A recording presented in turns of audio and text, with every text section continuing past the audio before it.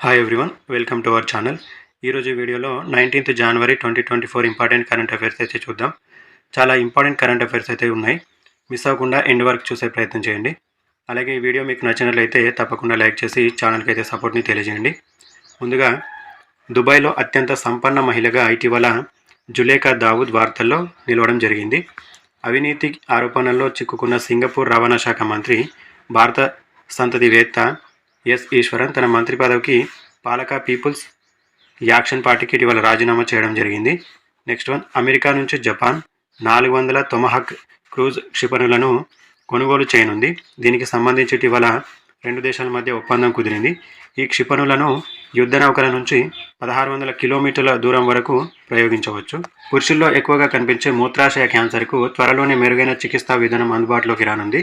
ఒకే ఒక్క డోస్తో ఆ కణతుల పరిమాణాన్ని తగ్గించేందుకు సహాయపడే నానో రోబోలను institute for bio engineering of క్యాటలోనిగా ఐబీఈసీ శాస్త్రవేత్తల నేతృత్వంలోని బృందం తాజాగా అభివృద్ధి చేయడం అయితే జరిగింది. నెక్స్ట్ వన్, విశ్వం పుట్టిన తొలినాళ్లలోనే ఏర్పడిన కృష్ణబిలాన్ని బ్లాక్ హోల్ని జేమ్స్ వెబ్ అంతరిక్ష టెలిస్కోప్తో శాస్త్రవేత్తలు కనిపెట్టారు.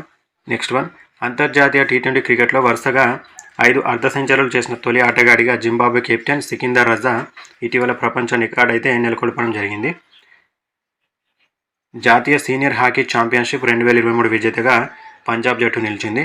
నెక్స్ట్, వివాహాల కోసం విదేశాలకు వెళ్లడానికి బదులుగా దేవభూమిగా పేరుగాంచిన ఉత్తరాఖండ్ రాష్ట్రాన్ని ఎంచుకోవాలని ప్రధానమంత్రి నరేంద్ర మోదీ ఇటీవల మన్ కీ బాత్లో యువ జంటలకు పిలుపునివ్వడం అయితే జరిగింది. నెక్స్ట్ వన్, ప్రపంచంలోనే అత్యంత ఎత్తైన రామాలయం ఆస్ట్రేలియాలో నిర్మాణం కానుంది.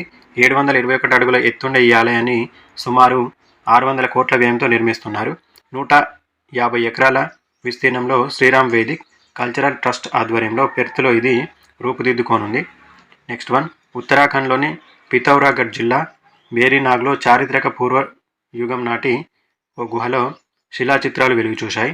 మొత్తం 11 మంది మనుషుల బొమ్మలు వాటిలో కనిపించాయి.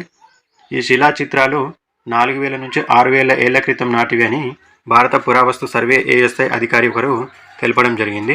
నెక్స్ట్, కొత్త ఆవిష్కరణలతో దూసుకుపోతున్న ఐఐటి హైదరాబాద్ తాజాగా జాతీయ స్థాయి మెగా ఇన్నోవేషన్ ఫెయిర్కు వేదిక కానుంది.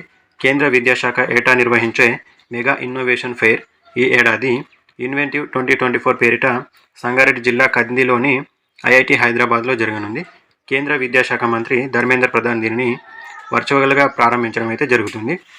నెక్స్ట్ వన్, ప్రతిపాదిత భారతీయ అంతరిక్ష కేంద్రానికి సంబంధించి తొలి పరీక్షలను వచ్చే ఏడాది నిర్వహించేందుకు ప్రణాళికలు రచిస్తున్నట్లు భారత అంతరిక్ష పరిశోధన సంస్థ ఇస్రో చైర్మన్ ఎస్ సోమనాథ్ తెలిపారు.